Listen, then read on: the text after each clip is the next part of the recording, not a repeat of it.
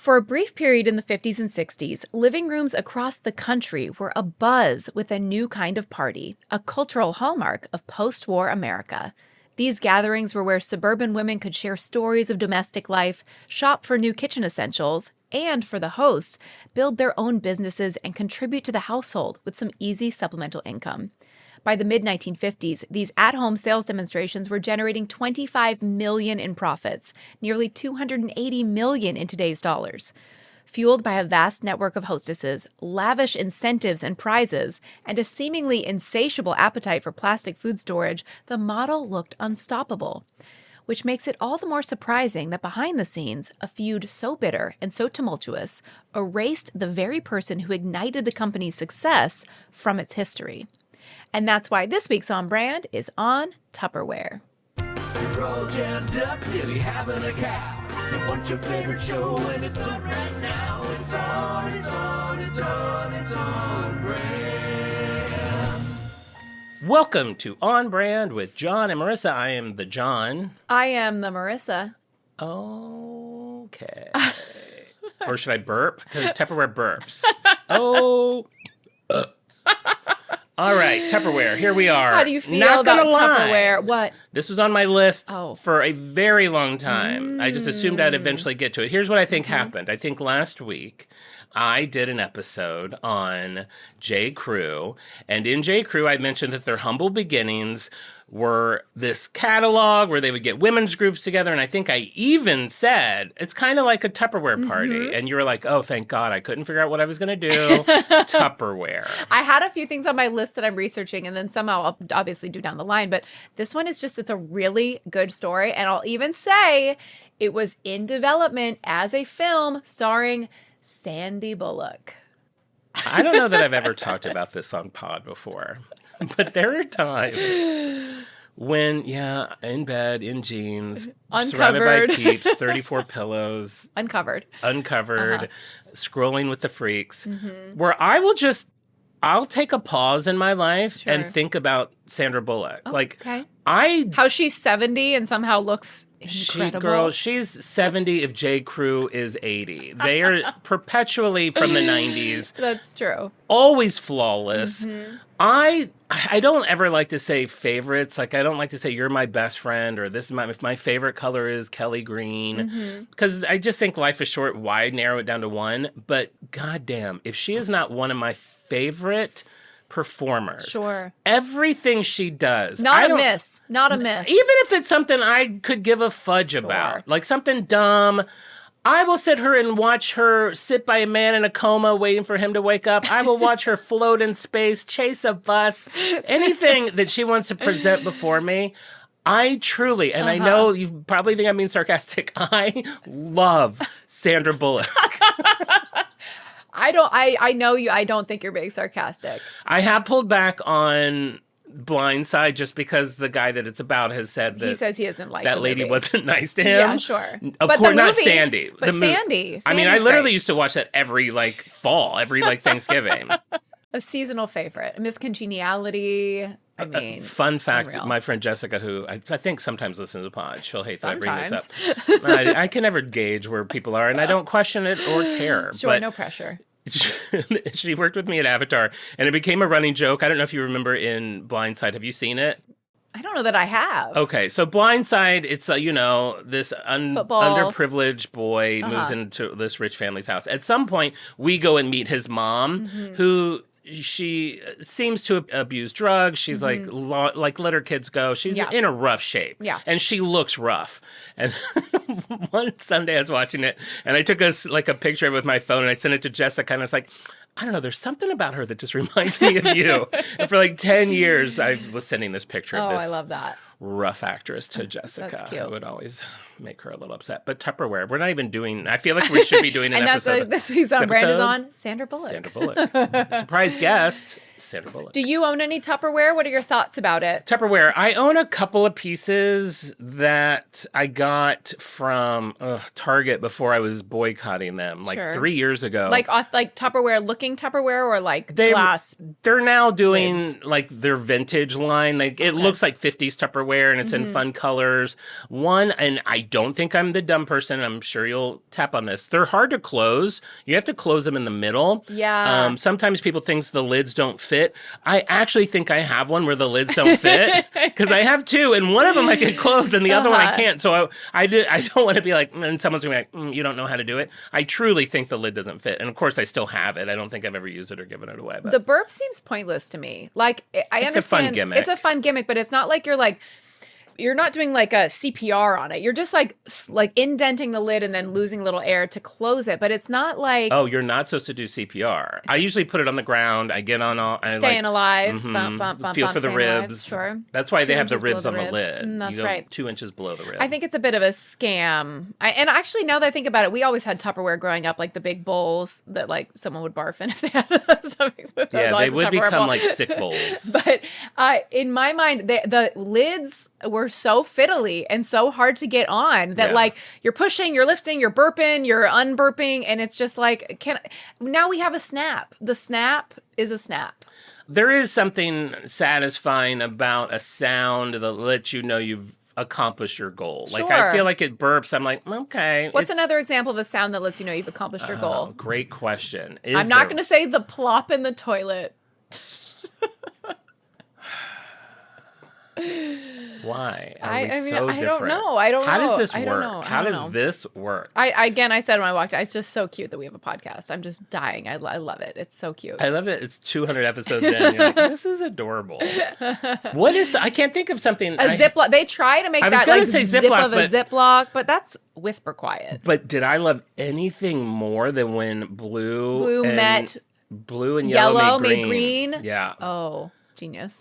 That was the same time as like clear Band-Aids, I think. There was just this period where they did everything right, and now they do everything wrong. We were having fun. We were having fun. Yeah. If I think of anything else that makes a sound that will, maybe like your, I was going to say like computer turning on has that nice chime, but that's the beginning. Sure.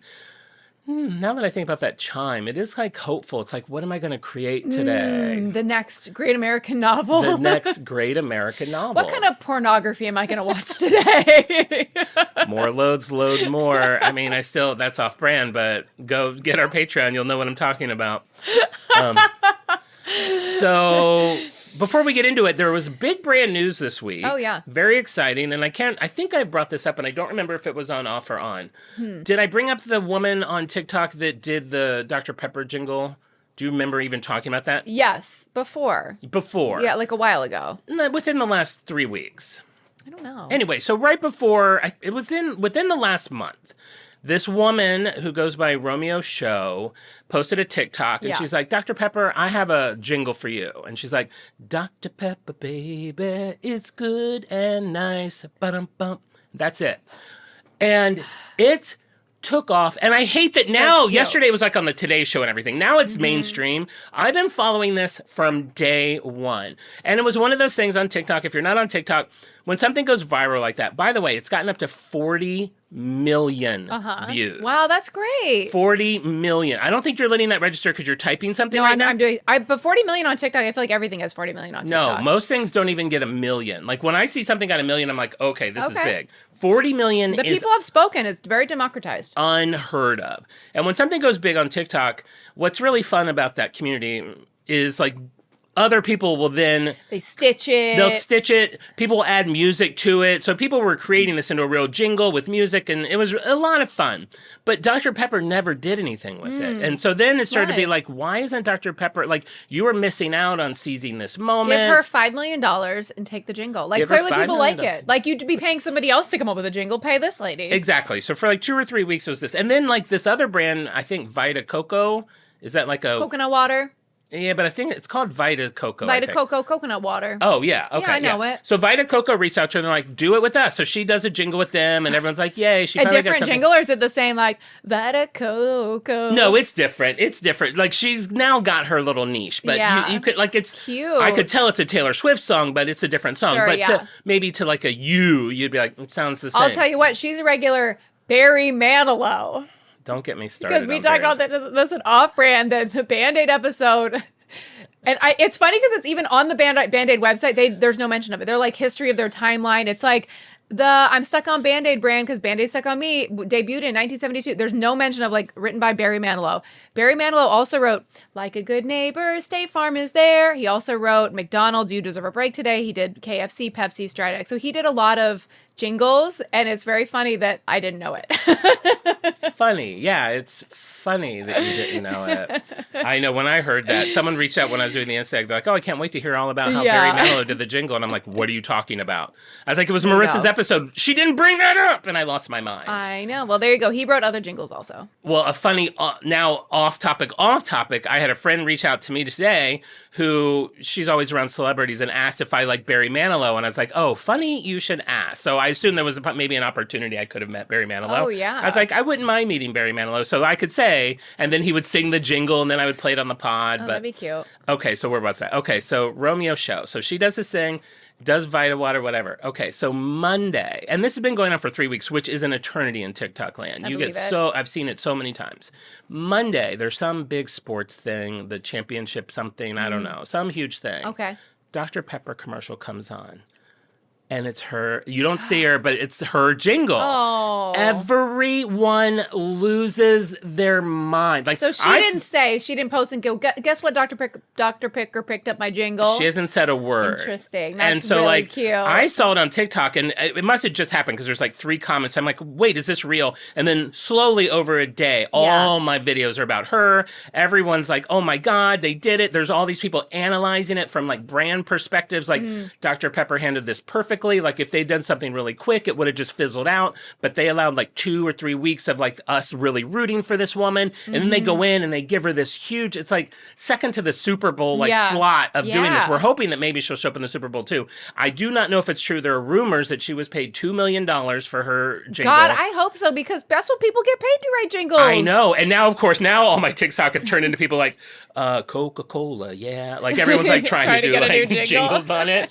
But it's just been such a fun little like from a branding point of view and like to watch one of us like because it's not like the most incredible jingle, but you had some music to it and it is catchy. I am like other people. I'm walking around doing my dishes and I'm like walking around doing my dishes. I'm like you traverse while washing in the bedroom with a pot and I'm like Dr. Pepper baby. Like it is a jingle. That's what a jingle is. It gets stuck in your head and there's so many people. It kind of reminded me of some of the freaks. Like they're like I've never drank Dr. Pepper and I am like lusting for one now. Like everyone like I'm sure it helped their sales. It's just such a great... You've said Dr. Pepper 7 times, and now I need a Dr. Pepper. I know. Like, I can picture the cold can and just the crispness of it. And I've been having my daily Coke Mini, and so maybe I'll switch to a daily Dr. Pepper Mini. Get one. They are a really nice treat. I don't know if I would do it like every... I feel like you might burn out. It's not an every too many flavors. 23? Too many. 23 flavors. I need like Coke's like 9 flavors. I'll have that, and then every like 4th day, maybe I'll have a Dr. Pepper. Well, it's funny you say that because it was even like... I don't know if anyone noticed, but from the day the commercial came out to when she did her TikTok was 23 days. And I was like, I don't think Dr. Pepper is that like... I think things like that are coincidences. That's Taylor Swift level of architecture. And even that, I think some of hers end up being coincidences that we just find. Sure, yeah. But numerology. There you go. That's a fun branding story. What would that be? A brand rave? A brand rave. We haven't had a rave in a while. Yeah, brand rave, brand salute, an unhuizenga. What's an opposite of a huizenga? What's huizenga backwards? Some people can do that. They can just say a word backwards. Yeah, it was an and that's when it's like a good move from I can't end in huh because it'd be you have to suck sucking that H in air. Like a trailer for a horror movie? Like a David Lynch something where he plays things backwards. Yeah, that's great. That's fun. There you go. I love it.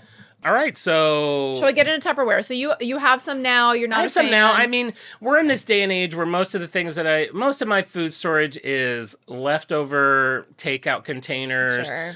You get sent home from a friend's house, they've put it in something. Sure. Now, I do have a few things that I'm assuming I probably should have returned to friends, but I've kept over the years. Like a nice glass tuppy sometimes. I'm like, well, okay. Welcome. Finders keepers. Welcome to my parlor. Okay. Said John to the storage container. But yeah, most of my stuff is off-brand Tupperware. Yeah. I have very little actual Tupperware. Sure. I know there's some of those like brown, orange avocado bowls that are in my mom's possession that maybe I'll inherit someday. But I moved to glass, the glass, because you can feel better about putting it in the microwave, and a Pyrex with the snappy lids. I don't know. I haven't been fussing on Tupperware. Obviously now, after 7 years, Tupperware finally got glass. So you can get like glass Tupperware brand. We'll talk about later where like the company's at today. But I'm curious, of course, because they have like insulated, they have like Stanleys now. They have everything now. They're a lifestyle brand, which I'm curious to see how that happened. Because if I'm not mistaken, and if it's a spoiler, you can take it out. But I thought that they had announced bankruptcy like 5 years ago. They were like on the cusp of going away. Yeah. So I'm curious to see how that played out, because they never did. And I was like, I wonder what happened. And then again, we always get confused by bankruptcy. It's never real. If the Party City corner of a Staples can prove anything, it's not real. It's not real. Nothing goes away. One of the freaks was like, did you see the Radio Shack? My friend Aaron was like, did you see Radio Shack has a website? Yeah, they all do. I think Circuit because City a website does. is $9.99 a month. I know. We have a website. We're not real. Pier 1 still has a website. We're not real. Exactly. Wait, we have a website? We do. We never put it up. We're going to put it up this year. We have some good goals. We're going to have our annual summit. Sure. Last year's was to start the Patreon. We did it. No, it was actually like 8 pages, but we'll just say that last year's goal was just to start the Patreon. We did a lot, and we're going to do it. It's going to be a big year for the pod. All right. Someone's in their car, right? Like, hey, they're like, okay. Tupperware. They're withholding their sandwich. They don't know like where to put it right now. Are we for them or against them? Let's get into it. Okay. So this is a fun story. It has a lot of twists and turns. It's reminiscent of some other episodes we've talked about, and we'll chat about at the end where the overlap lies. Let's start talking about Brownie Wise. Oh, what a good name. She was born in the 1920s in rural Georgia. She was named after her gorgeous brown eyes. Oh, I thought you were going to say her grandma's favorite sweet treat, a brownie. That's a big commitment to brownies. Yeah, she's just taking a bite. I don't know, call her Brownie. I promised Grandma we'd let her name the baby. I don't know. It's her dying wish. Her parents divorced early, and she spent a lot of her childhood traveling the Deep South with her mother, who organized labor union rallies. So Brownie would grow up watching her mom speak to these groups, and she, at a young age herself, would take the stage, and she would speak in front of these crowds with so much confidence and charisma. So this girl has the gift of gab. She knows how to command attention. They said she was like a preacher. She could just have all eyes on her, and she was so comfortable. So in your mind, this is Sandra Bullock. So for the casting, it's a young little, brunette girl with big brown eyes, and it's young Sandy. Yeah. Just so you can watch the movie in your mind. By the 1940s, Brownie Wise, she's a divorced single mother. She's living outside Detroit. She's struggling to make ends meet. This is during World War II, and so she gets a job as a secretary at Bendix Aviation. So they manufacture torpedo plane parts. So she just has like classic 1940s mom job working as a secretary. Every mom's dream. The job was stable. She's making good money, but it's very unfulfilling. So on the side, God, it's just such a movie. She writes an advice column for the Detroit News under the pseudonym Hibiscus. She names herself Hibiscus, and her character Hibiscus, this like Dear Abby kind of figure, she kind of is living out her fantasy. Hibiscus has like a beautiful house. She has a husband. She has kids. She's wealthy. It's like a glamorous life that she doesn't have, and that's the role she's playing when she gives advice to her readers. I love it. And then in her private journal, she wrote simply, I want to be a successful human being. That's all she wants is success. And for her, that's hard work. She doesn't want to be given anything. She wants to work for it. And she has these incredible gifts. And this is Brownie's mom. This is not. No, this is Brownie. This is Brownie. This is Brownie. This is now Sandra Bullock. God, she couldn't age down. This would be another. So it's a 3-actress story. It's little Sandy, medium Sandy, and then big Sandy.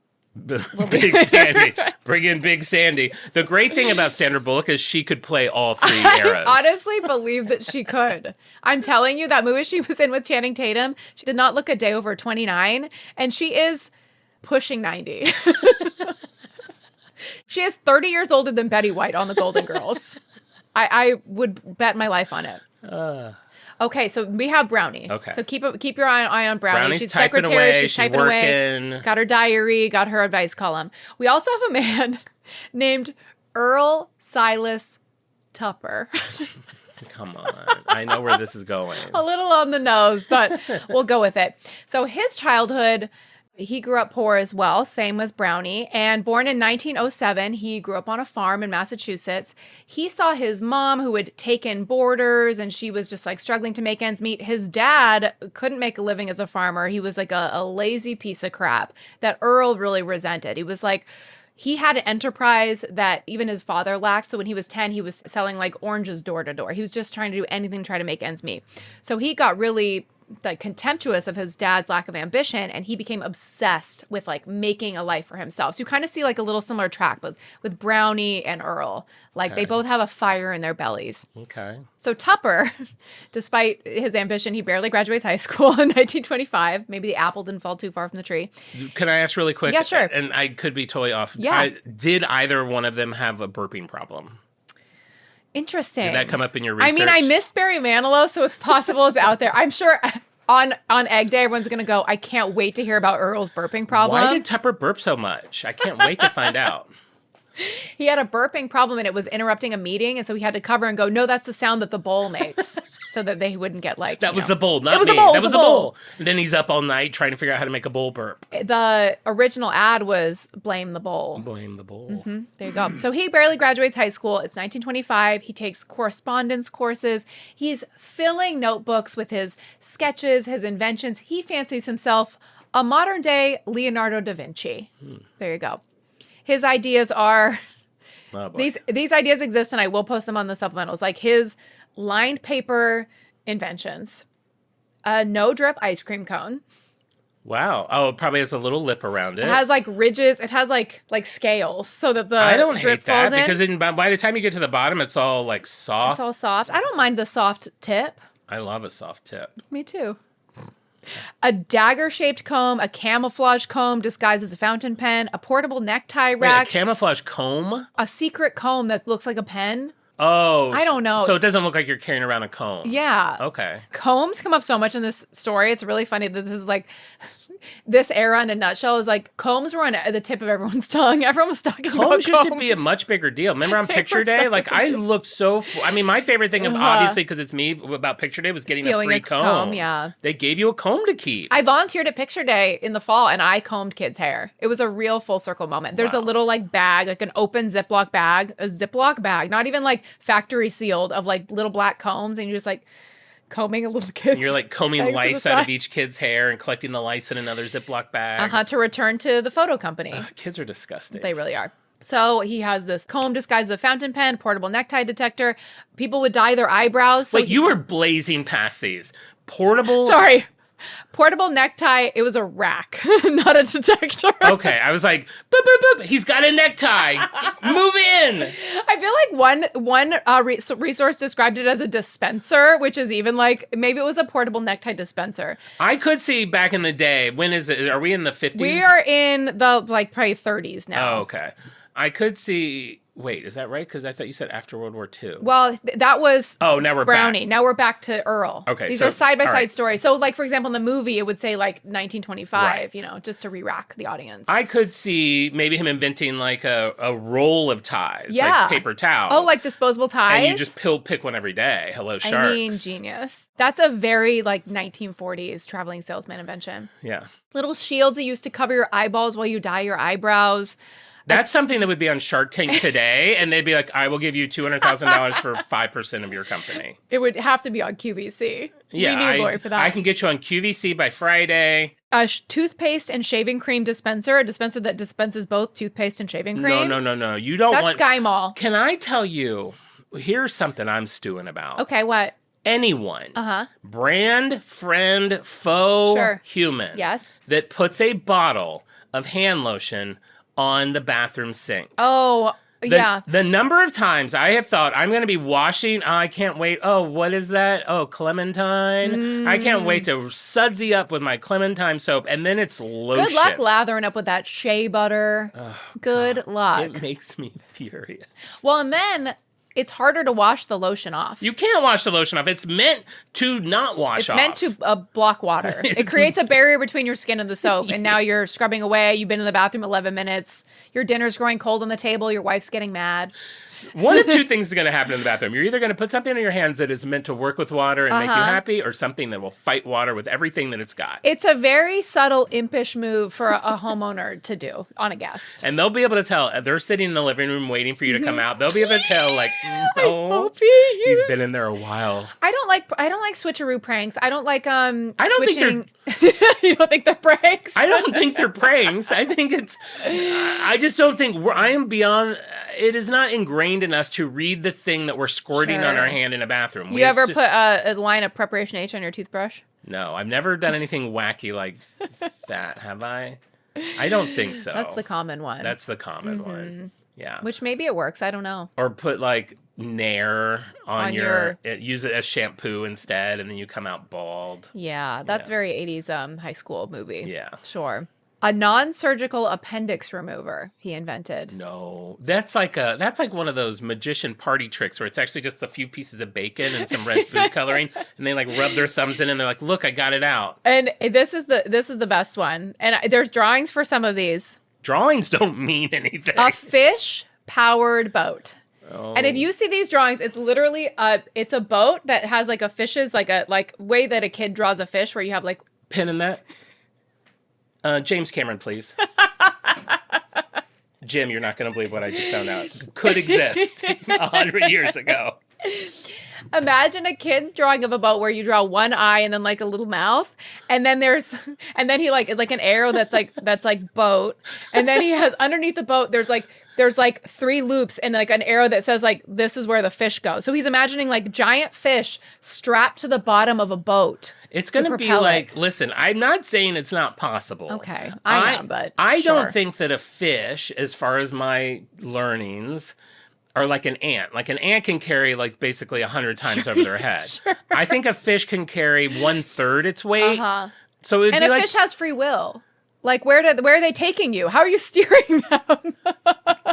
That's so close to being like because I don't know exactly what the joke is, and the fish has free willy because he also lives in the ocean. That's right. Okay. And a fish has free willy. A fish doesn't have free will. A fish has free willy. So it would be like the Up, where he had to move his house. He needed 1 million balloons. Sure. You would need a lot of fish. The way the sketch portrayed it, it was like one big fish. Not a whale? No. Just a big fish. And you're going where that fish wants to go. And then the last drawing is just him at his destination eating the fish. Mm-hmm. I love it. Wow, dinner and a movie. Remember that? Do you remember the dinner and a movie on TV where they'd show a movie and then they'd like be making a recipe? Yeah. Oh, simpler times. And then I was going to say, that was actually the second to last drawing. The last drawing is, I'm full, couldn't finish the fish. Put it in this bowl. Put it in this bowl. And that's where we came from. And then he signs it. Yes. Tupper. There you go. Okay. We're getting there. We figured it out. He has a landscaping business during the Depression that goes bankrupt. So that really drove him into like his desperation. So while he's tinkering it away, he had a couple, like businesses. But, the Depression, those are tough times. People aren't getting their trees trimmed. He takes a job in Leominster, Massachusetts, which is a plastics... This is the line that made me laugh. A plastics hub that evolved from the old comb industry. Man, this whole world's about combs. So Leominster was a comb town. I'm the comb town. I'm the comb king of Leominster. Oh, you come from comb town? Oh, you think you come from comb town? I come from Comb, Ohio. He's got comb money. He's one of those fancy folks. Look at those shoes. What, you got comb money? You think you got comb money? I don't see a comb on you. I just see that pin. And then Tupper pulls out that pin. Aha! And you can also use it to remove your appendix. Why don't people use combs anymore? Like why? Like did the desire leave to like have a combed hair? I'm sorry. In the history of time, was like, I gotta get this appendix out myself. I don't care. I'm not going to the doctor. I'm not going to the doctor. I'm going to buy something from a traveling salesman to get to the bottom of this. I don't want to bleed, but I'm getting this appendix out. I don't even hear of appendixes really coming out anymore. No one ever talks about getting their appendix out. Maybe appendixes have evolved to not kill you. They just disappeared. We absorbed them. Like a twin. So he is in Cometown, and he's surrounded there by all these other self-taught engineering, inventory types, which he fancies himself to be. He's like, he thinks everyone's going to really like light up at the mention of his fish boat and his... Tupper, do you want to project your patent drawings up on the board? The big fish comes out. Uh-huh. It's very silly. So he's there. He's around by his like-minded individuals. So the company he works at owns DuPont Plastics. So during World War II, DuPont developed polyethylene for military use. But after the war, they have mountains of industrial byproduct. And this is where my Vaseline little alarms were going off. Greasy, smelly, polyethylene slag. Slag. So someone's like, oh, that smell, that slag. Is there any way we could turn this into something that we would store food? Yeah, I mean, there definitely saw dollar signs. Any industrial byproduct, they're going to have to tinker around on some way to turn it into cash. So no one knows what to do with the slag. They have mountains of it. It's seeping under the doors of the conference rooms. That's official word, slag. That's the I word, like that slag. word. I've never heard that. Slag. You slag. You slag. It is a good mean word to call somebody. So Tupper became obsessed with slag. Tupper's also a good name. Tupper Slag, Tupper. reporting for duty. Classic Tupper. A private eye name, Tupper Slag, private eye. Tupper slag. He has months of trial and error experimenting with slag. He asked the company to like loan him like a machine where he can like melt it and mold it and play with it and tinker with it. He refines the waste into a lightweight, flexible plastic that would not shatter, and he calls it Poly-T.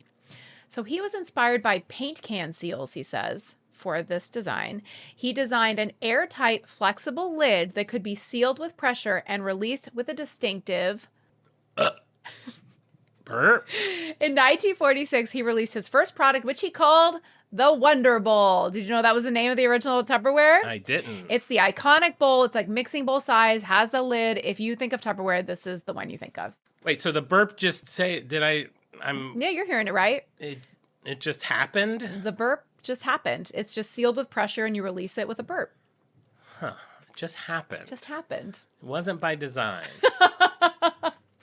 I mean, he noticed it burped. Huh. Huh. I feel like I have to research things after your shows.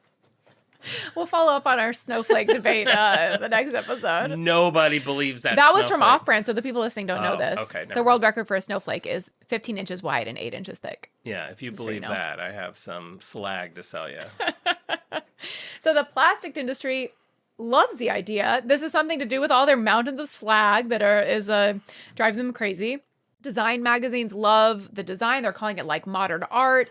To see like a pop of color in the kitchen in a new way, people are really excited about. The designs were great. It is very and I think that's probably why they're bringing them back now, because there always seems to be some form of mid-century modern revival going on in the world, and they feel very of that time. They really are, yeah. So they're really they were a breath of fresh air for the design world, but it didn't really translate down to the consumers. The consumers didn't really get it. They didn't. Oh, House Beautiful called it fine art for 39 cents. But people they weren't sold on like why they would need it. They didn't really have great marketing or great branding. Tupper he's an idea man, if you're even going to call him that. It feels generous. He's an idea man, but he's not really onto like the branding and the marketing side of things. Well, I'm wondering also if at the time, I would have to do research on this, is like maybe when a meal was made, they made enough to eat. Like maybe there wasn't such overconsumption and leftovers that we live in now. Yeah, and everything is kind of influenced by the time. Like there's TV dinners in the 50s, so it's like the attitude is just around cooking and leftovers. Yeah, it probably was different back then. Yeah, I'm gonna eat this pizza in 3 days from now. What? Also, he says that the plastic was unfamiliar in the kitchen in this use, and the seal wasn't intuitive, which is something we've experienced as well. The seal is not super intuitive. So without an explanation, the innovation, it's cast off on a shelf and nobody's really paying much attention to it. By 1949, Tupper had patented the seal, and he released a pastel-colored millionaire line. So a line of bowls in different sizes, all in those beautiful like 40s, 50s shades. So the seal is the burp. The seal is the burp, or the release of the seal is the burp. Okay. Yeah. Okay, but he patented that. Yeah, I mean, he knew it burped, but he didn't set out and say, how do I make a bowl that burps? And then he worked backwards. No, probably not. But I do think he probably went out and trying to figure out that seal. Do you think he had like a lot of bowls and they weren't burping loud enough? So like his dumpster was just full of old bowls that couldn't burp? Maybe. I don't know. Maybe he's in the shed with burping bowls. They're not burping loud enough. They don't even burp. Do they burp? They don't actually make a sound, do they? Yeah, they make like a sound. Like a... No, I think like an actual little like... meh. Like a something, like a burp. I'm sure we can look this up. I don't think they make like a... They have to make something or this wouldn't even be... Or it's like a... I think it's a... Or like a... I don't know. It's not what you're thinking of. Hold for it. If you want to lock in freshness, Okay, here it comes. Tupperware really locks it in. That little clunk. Lock in freshness, Tupperware really locks it in.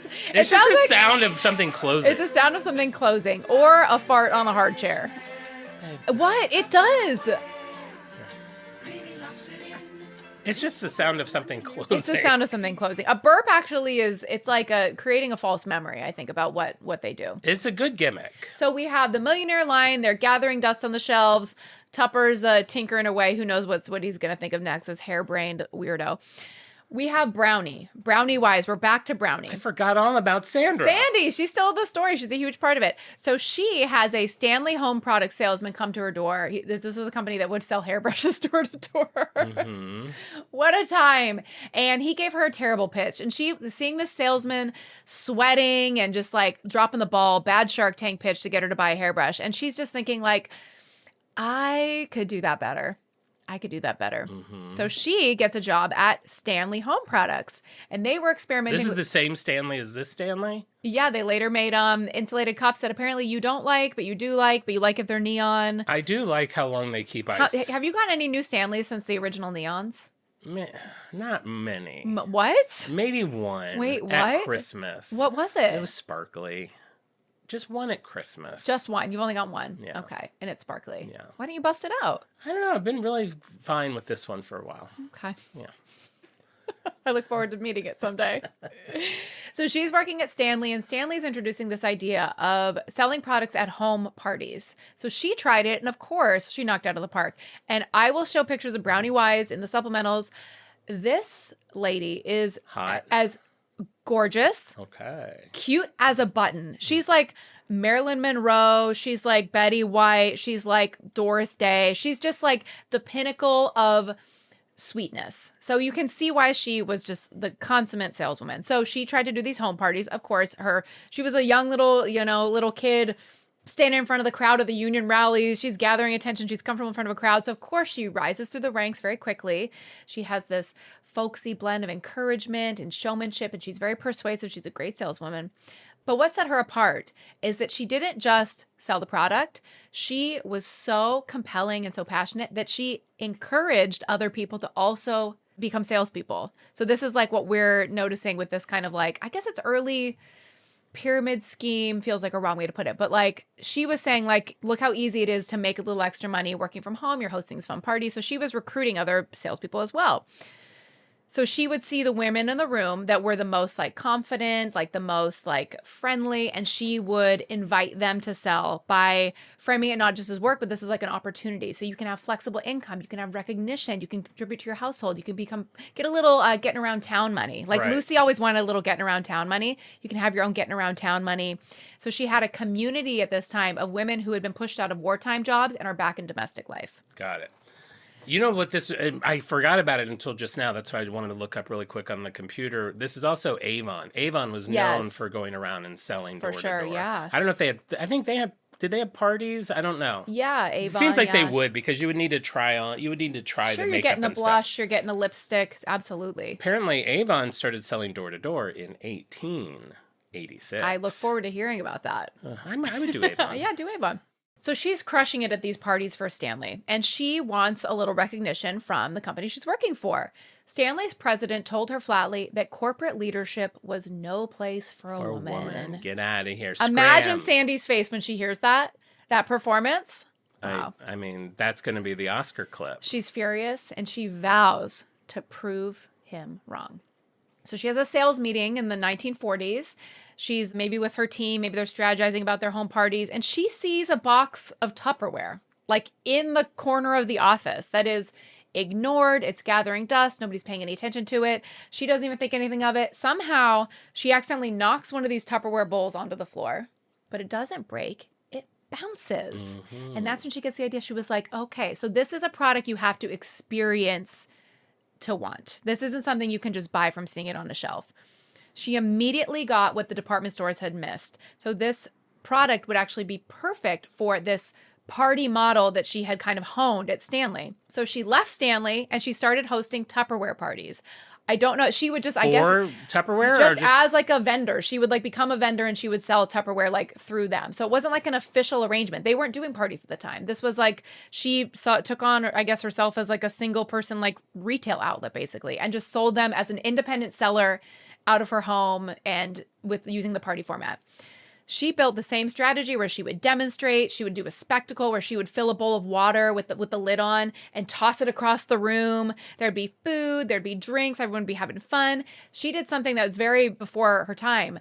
She would create wait lists to generate and kind of like manufacture demand. So even if a product was available, like if a lady was like, I want 3 of the yellow bowls, she would go, ooh, that we're actually sold out of those, but I'll put you on the wait list. We'll have those by the first of the month. Exactly. To get everybody excited, like there's some scarcity, which feels very of this time with this drop culture. That's what Taylor does every time she drops an album. She's like, they're only available for 2 days unless they run out. And then they run out. And then 4 days later, she's like, we got to some back in. She must have read the Tupperware book because this is a page from the same book. That is, yeah, it's so true. There's actually an episode of I Love Lucy where she goes around selling vacuums door to door. And she has, it's also the like, you have to experience it. Yeah. So she would knock on someone's door and they would open it and she would throw a pile of dirt on their carpet. And she's like, how are you going to get rid of that? Let me show you how. Perfect. Yeah, she was a real Lucy type.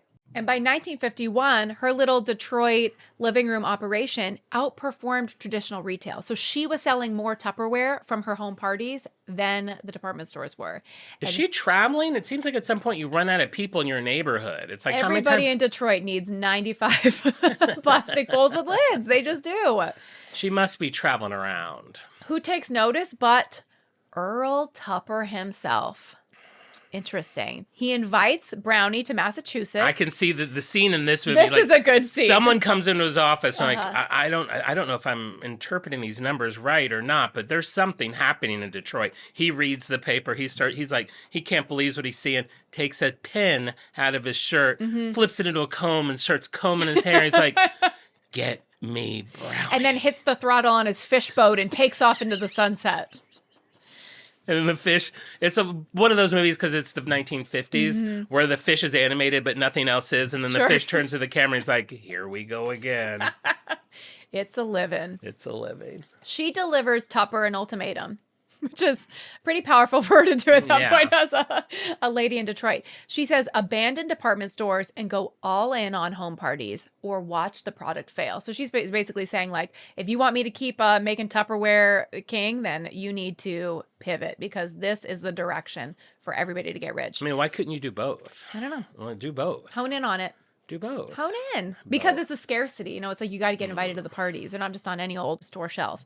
So the next day, Tupper created a home parties division of Tupperware and named Brownie Wise as his general manager and then vice president of marketing, which was an unprecedented role for a woman. I imagine that scene in the movie, she like comes in for the meeting with him where like the secretary's all like looking at her and they like think she's like the coffee girl or something. And she's like, I'm actually here for a big meeting with the big man. Which, by the way, Tupper is like an absolute drip. He is like I could see him being dork. a drip. He's like a stick in the mud. He would paint their factories, but typically factories would be painted like dark colors, like hide dirt. He painted his factories white so you could like see all the dirt. Like so you knew where to clean. I mean, he's just like I'm gonna say he kind of sucks. I gotta tell you, I'm getting a little confused because I know I'm supposed to be picturing Sandra Bullock during all this, but I'm also at the same time picturing Julia Roberts and Erin Brockovich. Okay. I'm kind of meshing them all together. So it's just this. Wow, that would be imagine an actress that was combined Sandra Bullock and Julia Roberts. If AI is used for anything, it should only be that.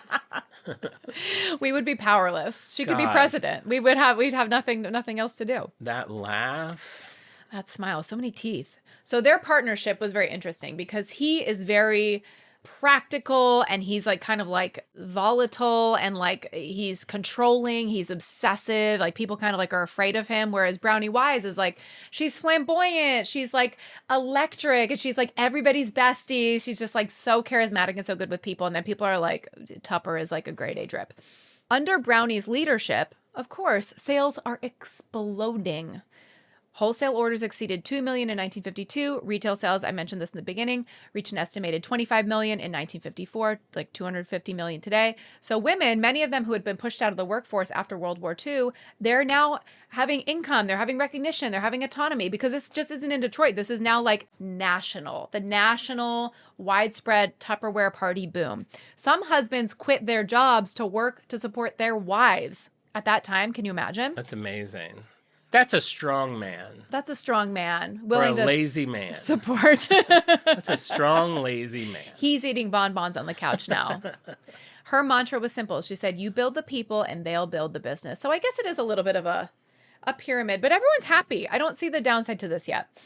That year, Wise was paid a salary of $20,933, which would have been like over $200,000 today. Wow.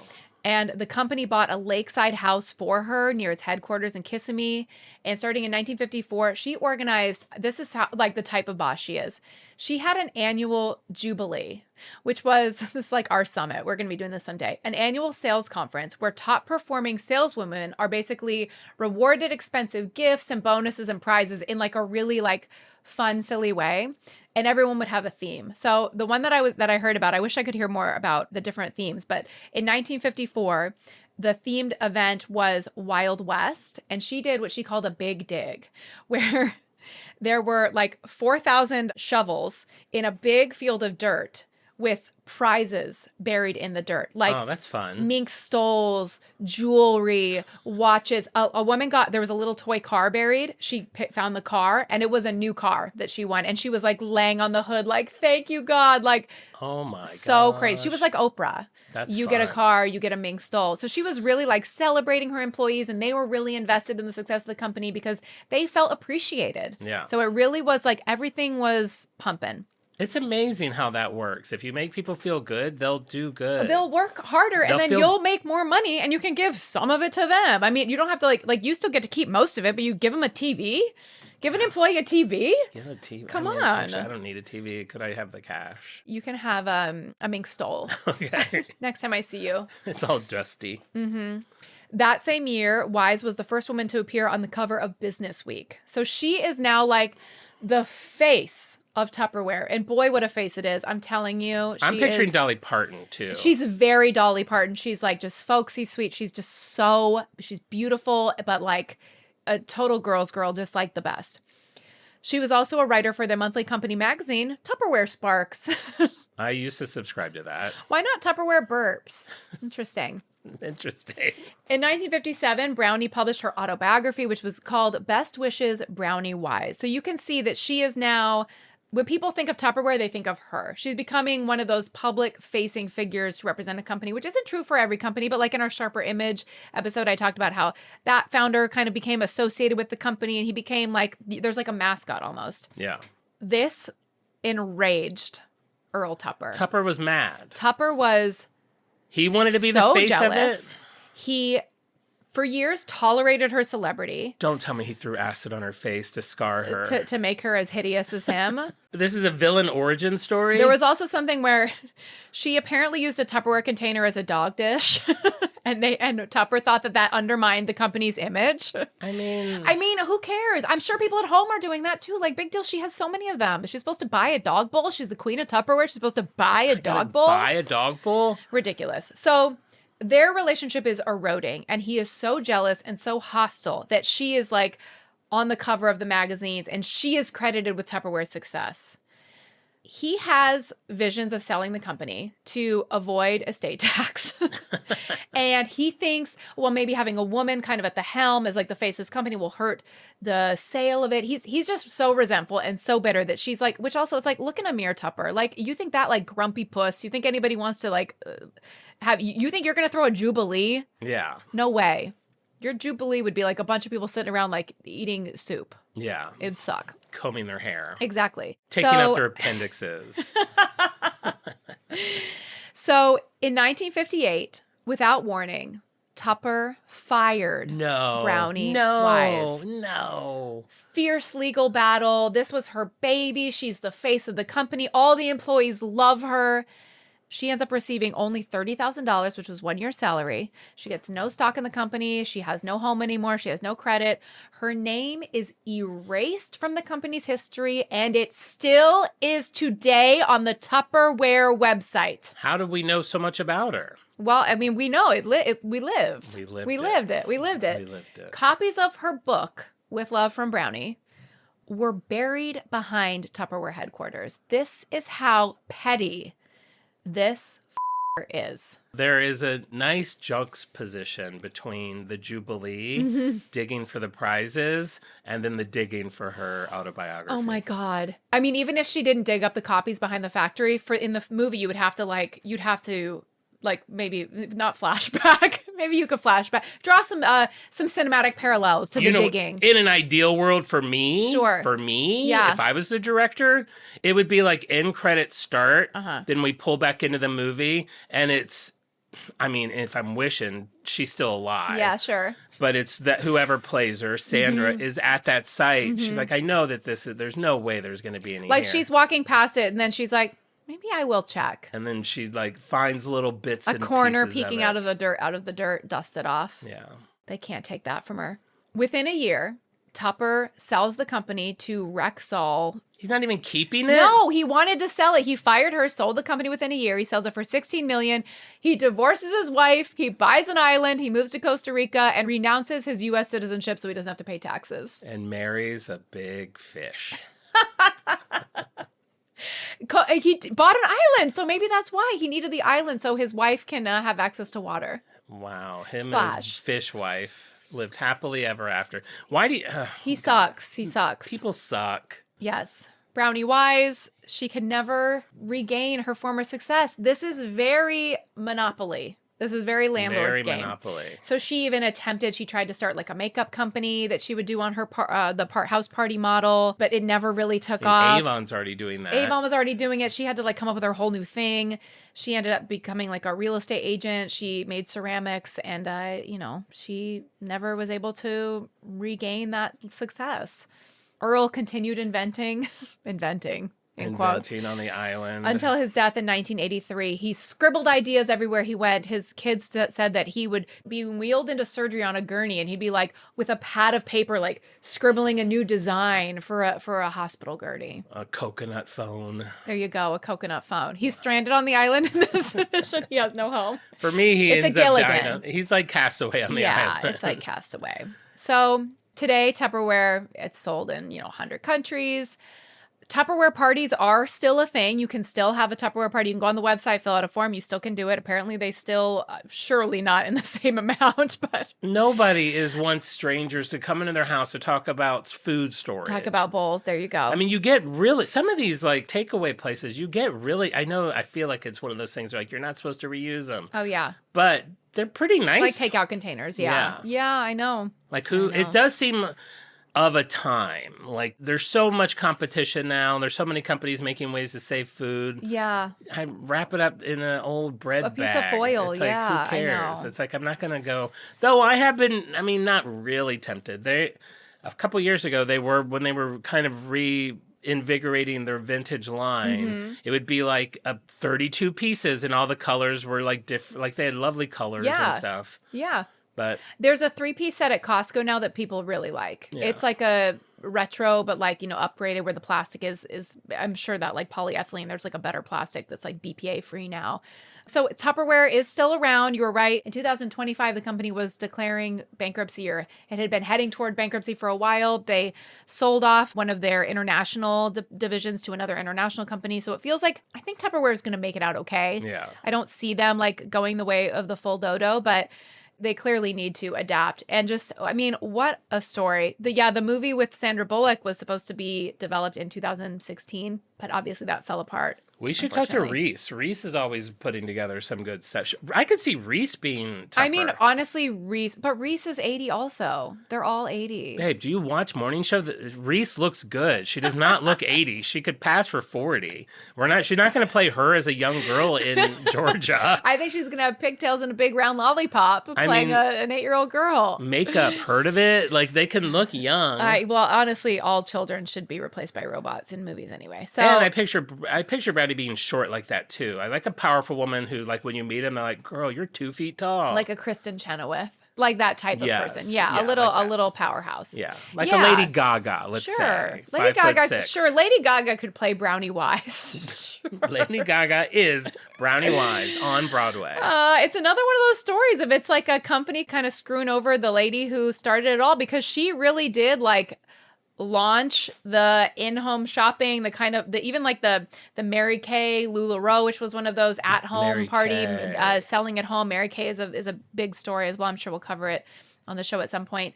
So she did pioneer the blueprint for these like direct sales, the party model. And I would say maybe influencer marketing. I look on Instagram and I'm like, this is all Tupperware party, basically. It's all some lady showing me like what to do with a blender, which is like, it's still alive. That is basically what TikTok has become. Yes. It's like just normal, annoying, everyday people trying to sell me a mattress or a wagon. Or like all these things. And it's the same psychology. It's like you see yourself, this is an average person. They're making a compelling pitch. They're showing you the product in their home of how you use it, like how this sponge cleans, stains, whatever. It's all the same thing. It's all Tupperware. All Tupperware. It's all been Tupperware all along.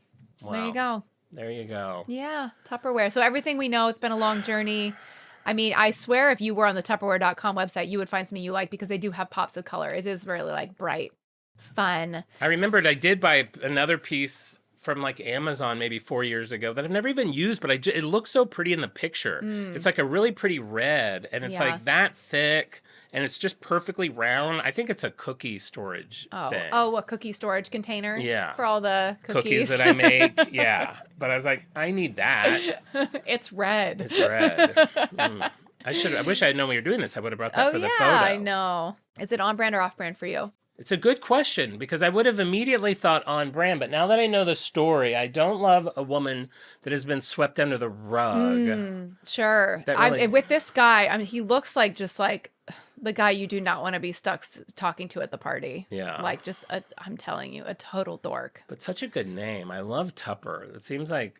If you had a dog, you could name it Tupper. That'd be a good name for a dog. That'd be a great name for a dog. Or a big fish.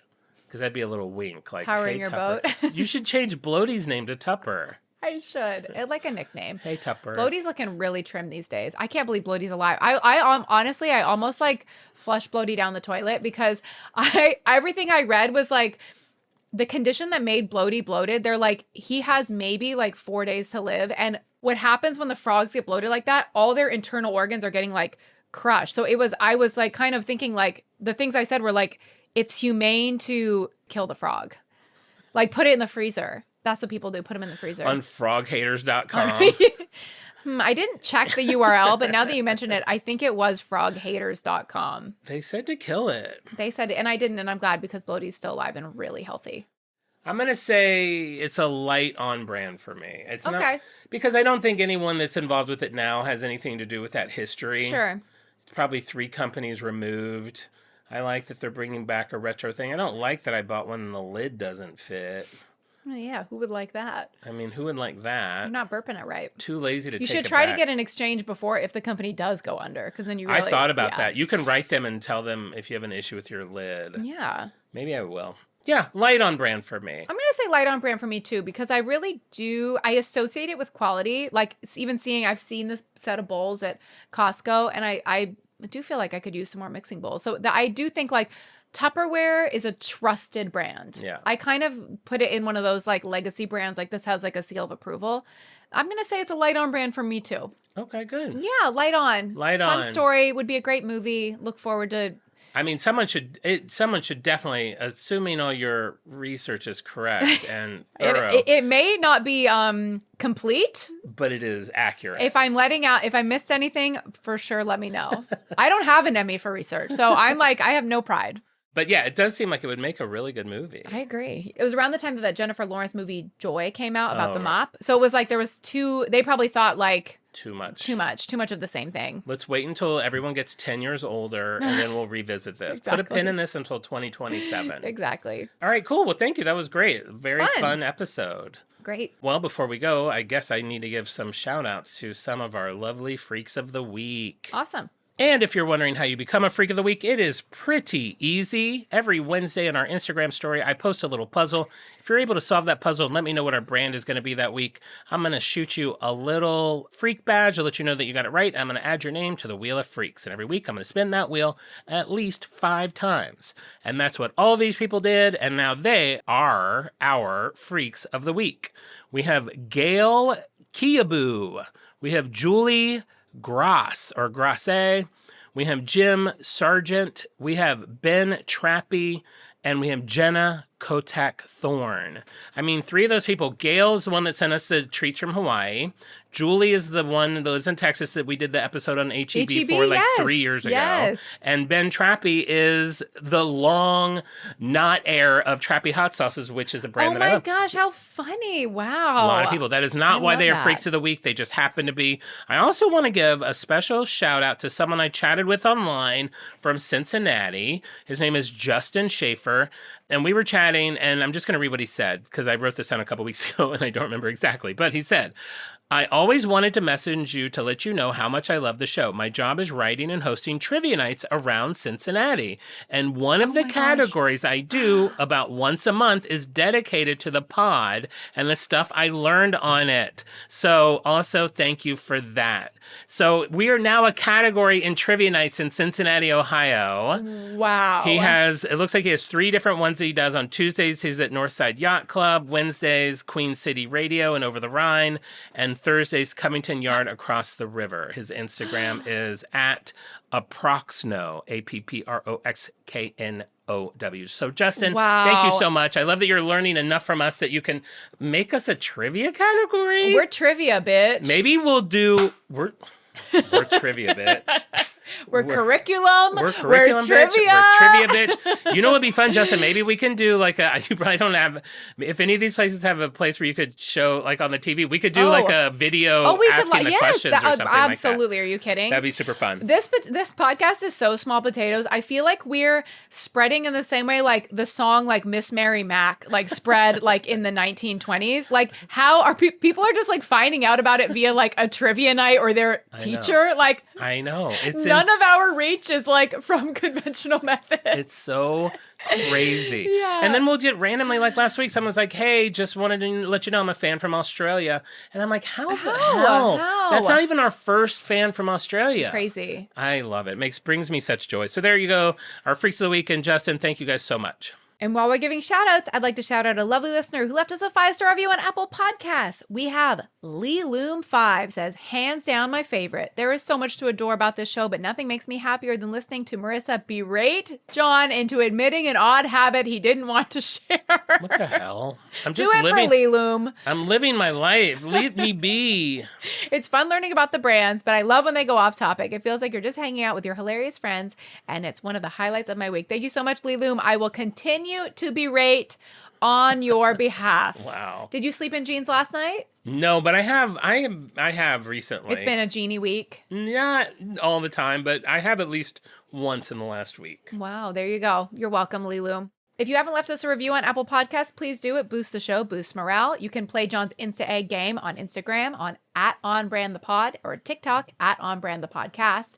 And you can chat with Jon in bed. You can get an extra episode of Off Brand every Tuesday, our Patreon, where we have a $5 tier and an $8 tier to get some extra episodes in your month. And I guess with that, we'll be back next week with an all new episode. Funny little story about being on bed. I was chatting with one of our listeners last night about something because yesterday was Insta Egg Day. And we were just talking about her car problems and stuff. And she was like, I love that. I bet you really are in bed in jeans with 5 peeps on your bed. And I sent her a picture. Oh, I was in bed with 4 peeps in my jeans. And she's like, God. king. What other pod is getting you such an intimate peek into our lives? Jon is very active on the Instagram. I'm more active on the Discord. So you're getting a real slice of life with the host. Yeah, you really get to chat with us. All right. Well, there we have it. And remember, we may go off topic clearly, but we will always be on brand. Bye. Bye.